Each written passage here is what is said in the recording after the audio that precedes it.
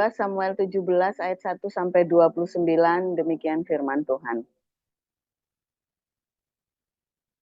Berkatalah Ahitofel kepada Absalom, izinkanlah aku memilih 12.000 orang, maka aku akan bersiap dan mengejar Daud pada malam ini juga.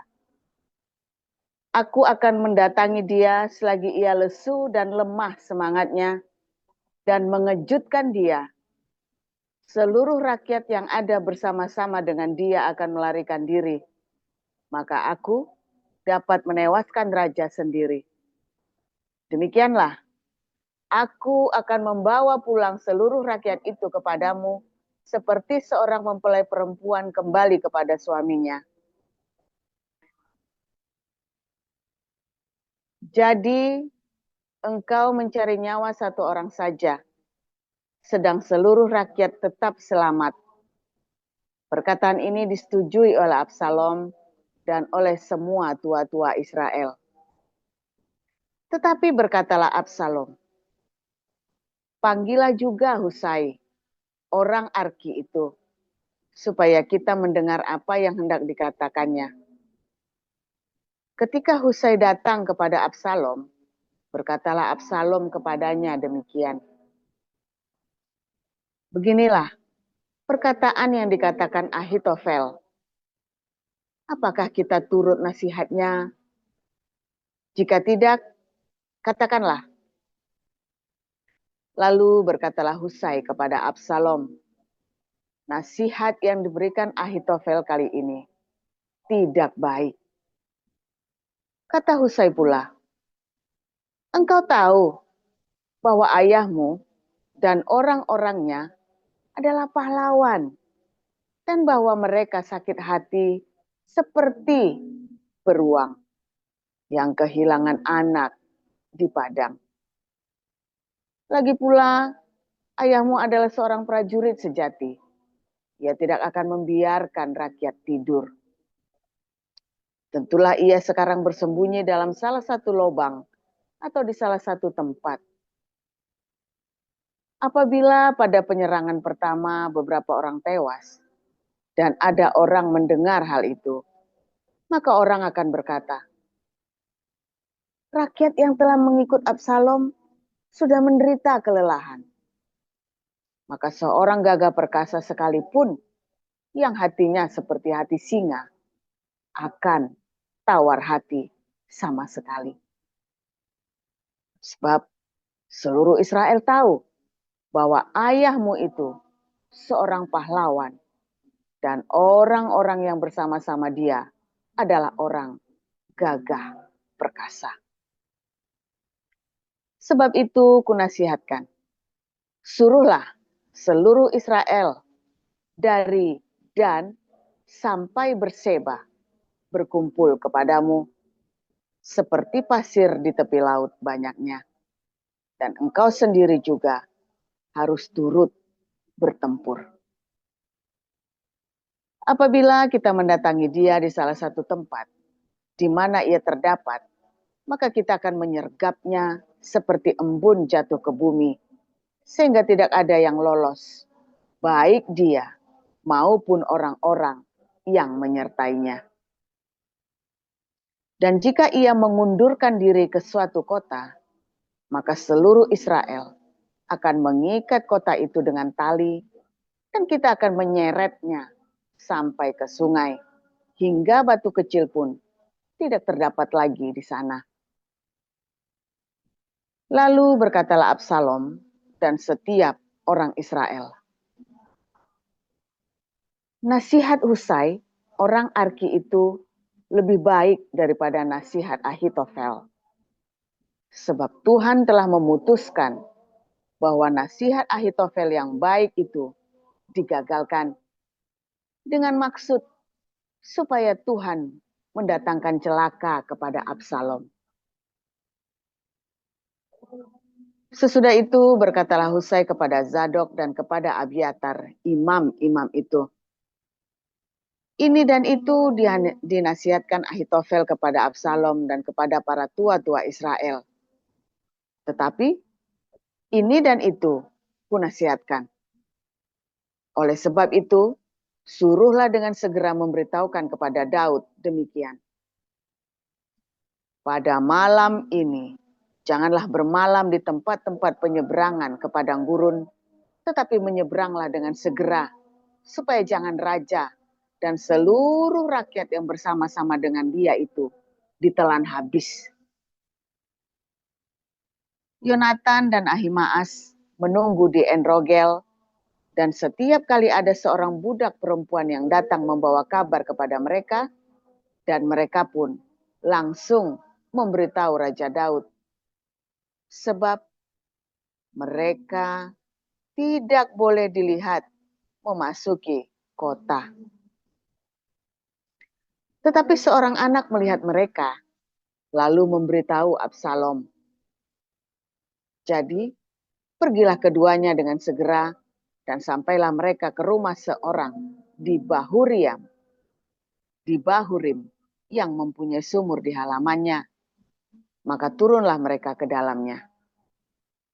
Kemudian perempuan itu mengambil kain tudungan, membentangkannya di atas mulut sumur itu, dan menaburkan butir-butir gandum di atasnya, sehingga tidak kelihatan apa-apa. Sampailah orang-orang Absalom kepada perempuan itu di rumahnya, lalu bertanya, "Di manakah Ahimaas dan Yonatan?" Jawab perempuan itu kepada mereka, "Mereka telah menyeberangi sungai itu." Kemudian mereka mencari, tetapi tidak mendapatnya. Lalu pulanglah mereka ke Yerusalem. Setelah orang-orang itu pergi, keluarlah keduanya dari sumur, lalu pergi memberitahu Raja Daud. Kata mereka kepada Daud, "Bersiaplah dan seberangilah dengan segera sungai ini, sebab ini dan itu dinasihatkan Ahitofel terhadap kamu." Lalu bersiaplah Daud dan seluruh rakyat yang bersama-sama dengan dia, dan mereka menyeberangi sungai Yordan. Pada waktu fajar, tidak ada seorang pun yang ketinggalan, yang tidak menyeberangi sungai Yordan. Ketika dilihat Ahitofel bahwa nasihatnya tidak dipedulikan, dipasangnyalah pelana keledainya, lalu berangkatlah ia ke rumahnya, ke kotanya. Ia mengatur urusan rumah tangganya, kemudian menggantung diri. Demikianlah ia mati, lalu ia dikuburkan dalam kuburan ayahnya. Maka sampailah Daud ke Mahanaim ketika Absalom menyeberangi sungai Yordan dengan seluruh orang Israel yang menyertainya. Absalom telah mengangkat Amasa menggantikan Yoab untuk mengepalai tentara. Amasa adalah anak seorang yang bernama Yitra, seorang Ismail yang telah memperistri Abigail binti Nahas, saudara perempuan Zeruya, ibu Yoab. Lalu orang Israel dan Absalom berkemah di tanah Gilead. Ketika Daud tiba di Mahanaim, maka Sobi bin Nahas dari Raba, kota Bani Amon, dan Makir bin Amiel dari Lo Debar, dan Barzilai, orang Gilead dari Rogelim, membawa tempat tidur, pasu, periuk belanga, juga gandum, jelai, tepung, bertih gandum, kacang babi, kacang merah besar, kacang merah kecil, madu, dadih, kambing domba, dan keju lembu bagi Daud. Dan bagi rakyat yang bersama-sama dengan dia untuk dimakan. Sebab, kata mereka, rakyat ini tentu telah menjadi lapar, lelah, dan haus di padang gurun. Kisah Para Rasul 1 ayat 1 sampai 26. Demikian firman Tuhan. Hai Theophilus, dalam bukuku yang pertama aku menulis tentang segala sesuatu yang dikerjakan dan diajarkan Yesus. Sampai pada hari ia terangkat. Sebelum itu ia telah memberi perintahnya oleh Roh Kudus kepada rasul-rasul yang dipilihnya.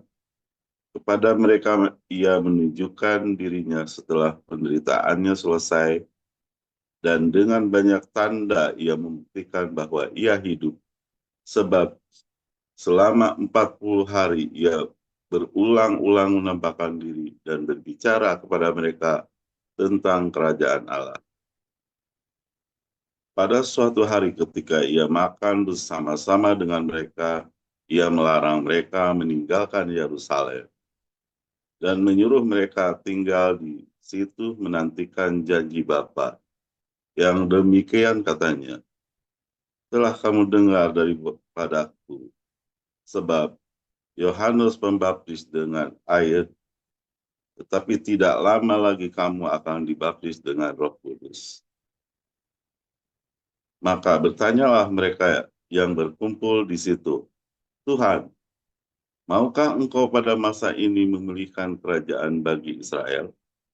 Jawabnya, engkau tidak perlu mengetahui masa dan waktu yang ditetapkan Bapa sendiri menurut kuasanya, tetapi akan menerima kuasa kalau Roh Kudus turun ke atas kamu, dan kamu akan menjadi saksiku di Yerusalem dan di seluruh Yudea dan Samaria dan sampai ke ujung bumi. Sesudah ia mengatakan demikian, terangkatlah ia disaksikan oleh mereka, dan awan menutupnya dari pandangan mereka. Ketika mereka sedang menatap ke langit waktu ia naik itu, tiba-tiba berdirilah dua orang yang berpakaian putih dekat mereka dan berkata kepada mereka, Hai orang-orang Galilea, mengapakah kamu berdiri melihat ke langit? Yesus ini yang terangkat ke sorga meninggalkan kamu akan datang kembali dengan cara yang sama seperti kamu melihat dia naik ke sorga. Maka kembalilah rasul-rasul itu ke Yerusalem dari bukit yang disebut Bukit Zaitun, yang hanya seperjalanan Sabat jauhnya dari Yerusalem. Setelah mereka tiba di kota, naiklah mereka ke ruang atas tempat mereka menumpang. Mereka itu ialah Petrus dan Yohanes, Yakobus dan Andreas, Filipus dan Thomas, Bartolomeus dan Matius, Yakobus bin Alpeus, dan Simon orang Zelot, dan Yudas bin Yakobus. Mereka semua bertekun dengan sehati dalam doa bersama-sama dengan beberapa perempuan seperti Maria, ibu Yesus, dan dengan saudara-saudara Yesus. Pada hari-hari itu, berdirilah Petrus di tengah-tengah saudara-saudara yang sedang berkumpul itu. Kira-kira 120 orang banyaknya, lalu berkata, Hai saudara-saudara, haruslah genap nas kitab suci yang disampaikan oleh Roh Kudus dengan perataan Daud tentang Yudas, pimpinan orang-orang yang menangkap Yesus itu. Dahulu ia masuk bilangan kami dan mengambil bagian di dalam pelayanan ini. Yudas ini telah membeli sebidang tanah dengan upah kejahatannya. Lalu ia jatuh tertelungkup dan perutnya terbelah sehingga semua isi perutnya tertumpah keluar. Hal itu diketahui oleh penduduk Yerusalem, sehingga tanah itu mereka sebut dalam bahasa mereka sendiri Hakal Dama, artinya tanah darah, sebab ada tertulis dalam kitab Mazmur. Biarlah perkemahannya menjadi sunyi dan biarlah tidak ada penghuni di dalamnya dan biarlah jabatannya diambil orang lain. Jadi harus ditambahkan kepada kami seorang dari mereka yang senantiasa datang berkumpul dengan kami selama Tuhan Yesus bersama-sama dengan kami, yaitu mulai dari baptisan Yohanes sampai Yesus terangkat ke sorga meninggalkan kami untuk menjadi saksi dengan kami tentang kebangkitannya.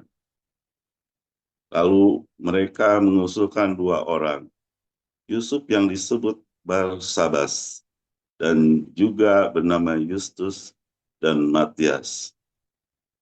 Mereka semua berdoa dan berkata, "Ya Tuhan, Engkaulah yang mengenal hati semua orang. Tunjukkanlah kiranya siapa yang Engkau pilih dari kedua orang ini untuk menerima jabatan pelayanan, yaitu kerasulan yang ditinggalkan Yudas, yang telah jatuh ke tempat yang wajar baginya." Lalu mereka membuang undi bagi kedua orang itu. Dan yang kena undi adalah Matias. Dan dengan demikian ia ditambahkan kepada bilangan ke-11 rasul itu. Haleluya, luar biasa Pak Enado, Bu Lasma, Bu Eneliana, Pak Siliwangi. Saudara, masih para pengkhianat, orang-orang yang berkhianat ini saudara ya. Sebagai kurang ajar Paul saudara ya. Waduh, kalau di zamannya Daud itu kan 2 ya, Absalom itu kan akhirnya mati nanti ya, matinya gantung. Ahitofel juga gantung diri ya saudara ya. Kalau gantung diri itu, kalau di Alkitab itu dibilang apa saudara, terkutuklah orang yang mati tergantung. Hanya terkutuk ya si Ahitofel sama si Absalom ini kan, kayak Raja Saul kan terkutuk. Ya kan, matinya kan terkutuk. Seperti Yesus kan matinya karena dikutuk, dia mati dengan kutukan. Sehingga Yesus itu bisa pergi ke lubang jurang maut yang paling dalam. Makanya matinya harus terkutuk saudara, supaya bisa masuk ke lubang jurang maut yang paling dalam. Tempat iblis yang paling jahat, yang ada kunci jurang mautnya ada di sana. Yudas juga matinya tergantung ya, tergantung, udah mati gantung diri, pohonnya putus dahannya, perutnya kena tusuk pisaunya sehingga terurai semua ya saudara ya. Wah, pengennya gitu semua orang pokoknya kalau mengkhianati saya mati sisan gitu, matinya dicacak-cacak digantung. Wah, itu di Alkitab kan begitu saudara ya. Bisa matinya bukan pohon tomat lah apa di mana pokoknya digantung ya.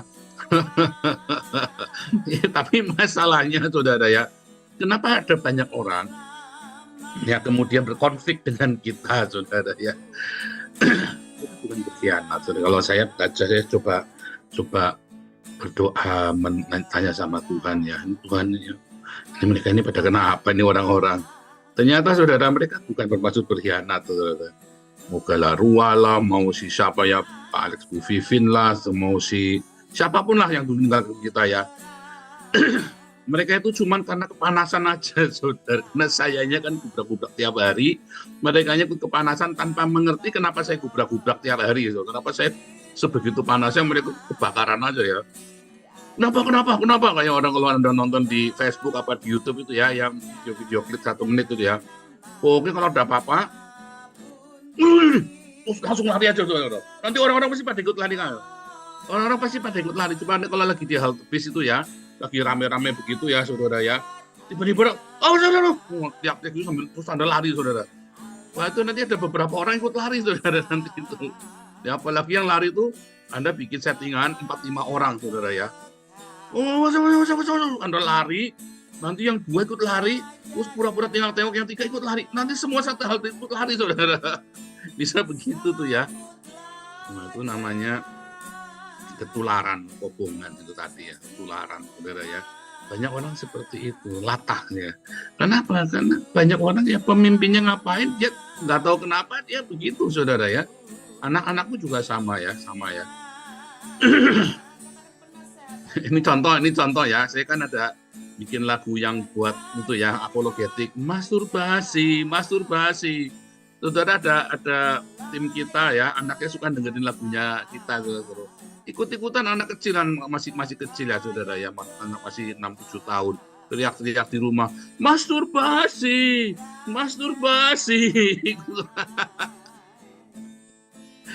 Saya diceritain itu ya, saya sampai ceklan batuk itu ya.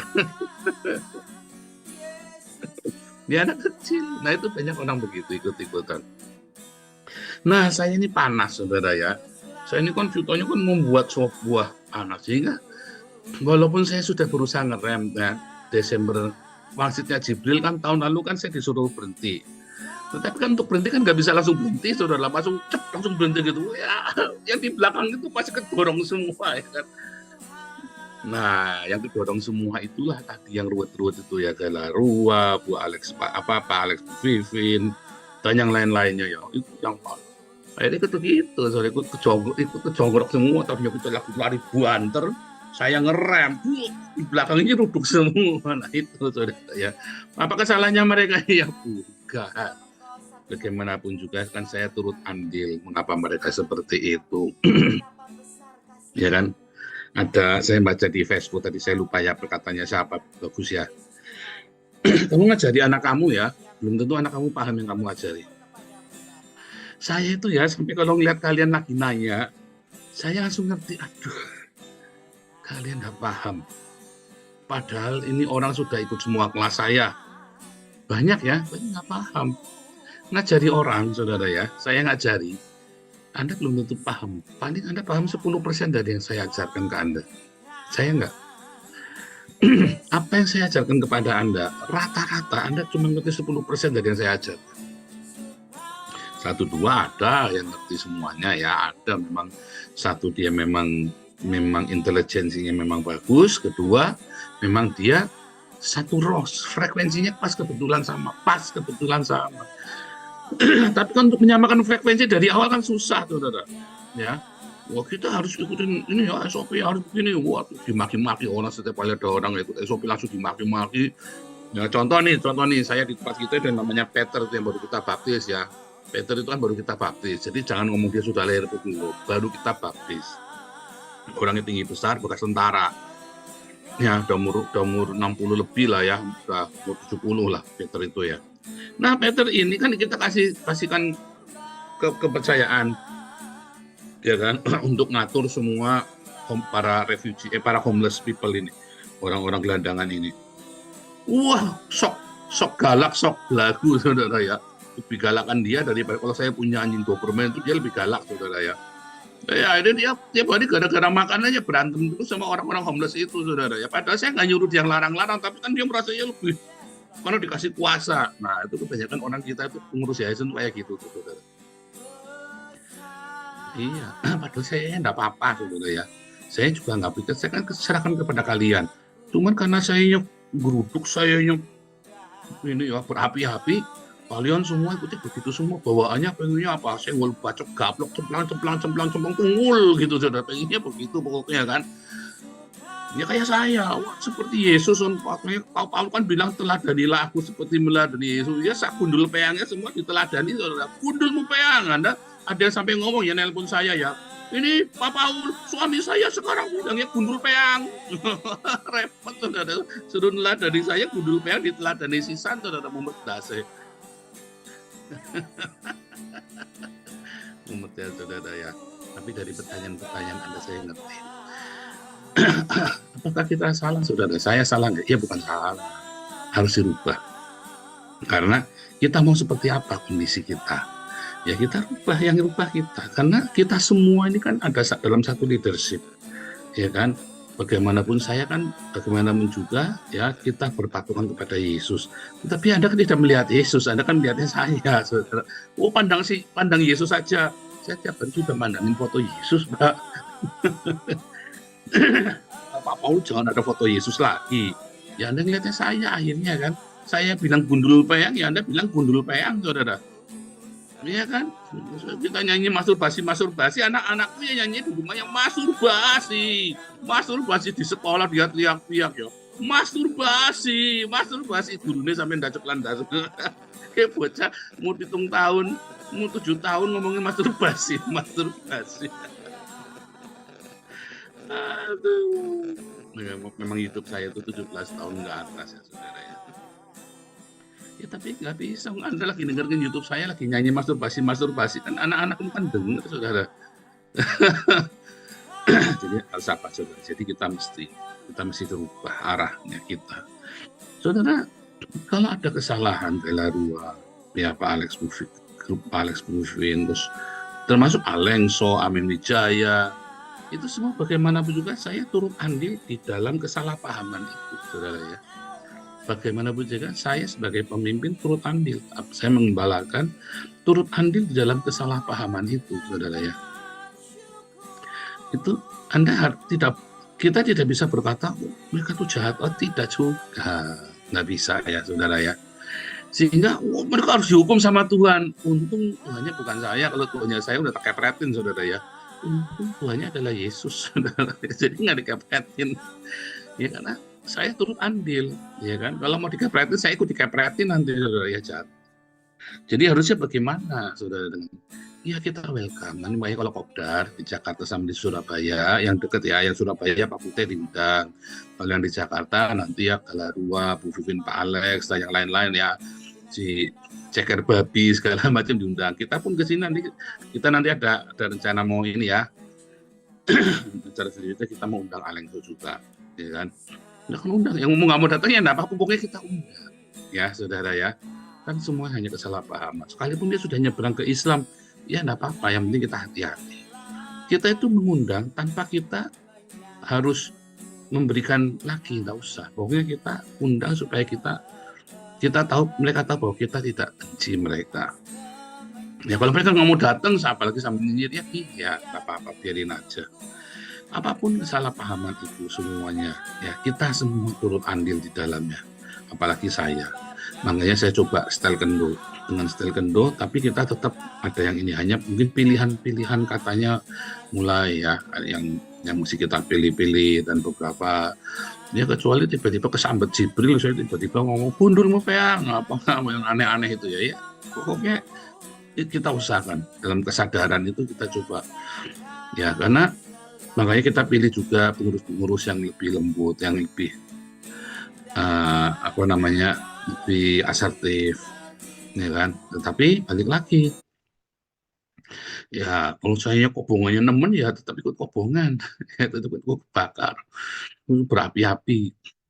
Nah, saudara, anak-anak kita kalau kita ngomong, ya mungkin hanya nangkap 10%, saudara. Anda ngajari anak-anakmu itu cuma 10% nangkapnya. Terus mau terkutuk begitu anak-anakmu gitu. Anakmu salah nih. Padahal kamu sudah ngajarin loh. Anda sudah berusaha. Saya tahu Anda sudah berusaha ngajarin. Tapi yang mereka nangkep itu 10% dari Anda ajarin. Yang 90% dia nggak nangkep sama sekali. Tetapi dia akan 100%, malah 110%, saudara, meneladani hidup Anda. Ya, saudara ya. Jadi kalau kamu ngajari anak itu untuk disiplin, anak itu tidak akan disiplin, saudara, 10%. Tapi dia lihat kamu bangunnya jam 2 siang, ya anak itu akan bangun jam 2 siang. Kalau kamu ajari anakmu jangan merokok, tapi kamu minum bir, anak itu bukan cuma minum bir, merokok, minum bir, mungkin nyapu juga. Kalau kamu ajari anakmu baca Alkitab, anak itu dia akan baca Alkitab, saudara. Karena kamu bacanya Enero, maka anakmu baca Enero. Ya, tontonanmu, tontonan yang tidak sehat. Ya, saudara ya. Jadi, termasuk di kantor karyawanmu, kamu punya anak buah, kamu punya karyawan, semua sama, saudara. Kamu ajarin mereka tidak akan melakukan yang kamu ajarkan. 1 dari 1 juta orang mungkin bisa, saudara ya. Tetapi mereka lebih mengikuti teladanmu. Kalau kamu berangkat yang pagi terus, karyawanmu kan berangkat pagi. Kalau kamu berangkat siang terus, karyawanmu kan curi-curi siang. Kalau kamu terbiasa berpikir positif, ya kamu teladani mereka kan itu berpikir positif. Kalau kamu biasa mengeluh, anak-anak bukan mengeluh. Kalau kamu biasa mutung di rumah, ya anakmu mutungan. Padahal kamu sudah ajarin. Ya, mau karyawan, mau jemaat, mau anak, semua itu begitu. Tetapi tetap kamu harus ajarin. Supaya ketika kamu memberikan teladan, kamu luruskan ini. Dan ketika kamu mengajarkan, kamu juga memberikan teladan sehingga jelas. Herannya banyak sekali kita mengajarkan, Pak Pendeta mengajarkan kita untuk apa? Mengasihi sesama. Pak Pendeta ngajari kita untuk mengasihi musuh-musuh. Tetapi Pak Pendetanya sendiri suka ribut sama pendeta lain. Apalagi suka ngelaporin, oh itu yang namanya mengasihi. Oh iya, di dalam kasih itu kita harus tetap tegas. Hukum tetap berlaku. Oh itu yang namanya kasih. Dan orang ini kan lebih jahat lagi, pakai maklar kasus. Bayari orangnya, yang penting orangnya masuk. Aku mengasihi dia loh Pak Pendeta, aku sudah mengampuni dia loh. Loh tapi kamu jeblosin ke penjara. Ya kan hukum tetap berlaku Pak Pendeta. Ya saudara ya. Iya aku maafkan kamu, tapi aku harus membalaskan harga diri keluargaku. Ceprot, tetap dipukul saudara. Karena Pak Pendeta ngajari begitu. Oh kita harus mengasihi sesama. Tapi Pak Pendeta di jam tangannya Rolex saudara. Bagaimana dia bisa mengasihi sesama? Oh aku mengasihi. Bacotnya doang saudara. Akhirnya jemaatnya saudara liar. Akhirnya di dalam gerejanya isinya intrik. Akhirnya di dalam gerejanya ruwet. Karena Pak Pendeta ngajarin meneladani seperti itu. Puji Tuhan di kita itu hampir tidak bisa berintrik. Ya kan? Di kita itu nggak bisa apa yang mau diintrikin. Tapi begitu ada yang berintrik, pasti nggak tahan. Karena kita tidak berintrik ya. Jadi teladan itu diberikan. Kenapa? Kalau kamu melihat nanti ya di kantormu penuh dengan intrik, kamu harus mulai evaluasi, kenapa ya kantor saya penuh intrik ya. Kalau di rumah tanggamu tiba-tiba ada banyak-banyak yang nggak beres, kamu mesti stop. Ada apa dengan saya ya? Kayak nih di kios nih, bolak-balik ribut. Saya introspeksi, ada apa dengan saya? Itu ternyata tadi kobongan nih, semua ikutnya masturbasi, semuanya begitu semua tuh nyanyinya masturbasi, ya kan? Dengan sendirinya, sehingga saya juga harus berubah, ya saya harus berubah. Kalau saya berubah nanti tiba-tiba berubah sendiri, itu saudara ya. Anda juga sama, istrimu menjengkelkan. Jangan dikepretin, saudara. Kamu berubah dulu, nanti istrimu berubah sendiri. Kamu juga sama istri-istri suamimu ngentutan, saudara. Kamu berubah dulu, nanti tiba-tiba suamimu baik. Mengubah kebiasaan orang itu mulai dari kita dulu, saudara. Kamu tahu, sebenarnya kamu tahu, kamu ada yang salah denganmu. Ya, ketika kamu mulai berubah, orang itu kan tiba-tiba ya berubah. Ya. Anda tidak bisa memaksa kebiasaan orang untuk berubah kalau kamu sendiri maunya satu sama. Akhirnya kan ngajaknya seri kan. Ya kalau saya berubah, kamu juga berubah dong. Nggak bisa, saudara. Dalam hukum, dalam pertandingan satu sama kayak gitu bisa. Tetapi kalau di dalam hubungan antar manusia, apalagi suami istri, kakak beradik, ya orang dekat, kamu nggak bisa satu sama tuh. Nggak ada kata satu sama. Harus kita berubah, give and give and give and give and give. Tiba-tiba sekelilingmu akan berubah. Tiba-tiba sekelilingmu akan berubah, saudara. Ya, jadi itu rumusnya. Jadi Anda jangan berharap kalau ada orang tidak sejalan sama kamu yang disambar gledek. Saya pengen berharap itu orang-orang sambar gledek siang hari itu juduer gitu saudara ya. Wore, Nabi ke-26 makin berjaya. Mohon saudara ya. Nggak boleh begitu juga sayanya ya. Karena adapun terjadi konflik-konflik itu kan saya turut andil juga di dalamnya. Ya, saudara ya, demikian juga dalam rumah tangga kita, di dalam perusahaan kita, dalam komunitas kita, selalu para pemimpin, ya semua turut andil. Kamu tahu kenapa anakmu begitu, istrimu, suamimu begitu, ya gara-gara kamu. Tapi kalau kamu give, kita berubah, orang berubah sendiri. Tapi sambil kita, saya hanya teladan Pak, saya tidak mau ngajar, nggak bisa juga, kudu diajarin dan kudu diberikan teladan. Dua-duanya itu penting. Sehingga tidak perlu ada yang sampai digantung, apalagi sampai gledek, saudara ya. Tuhan Yesus memberkati.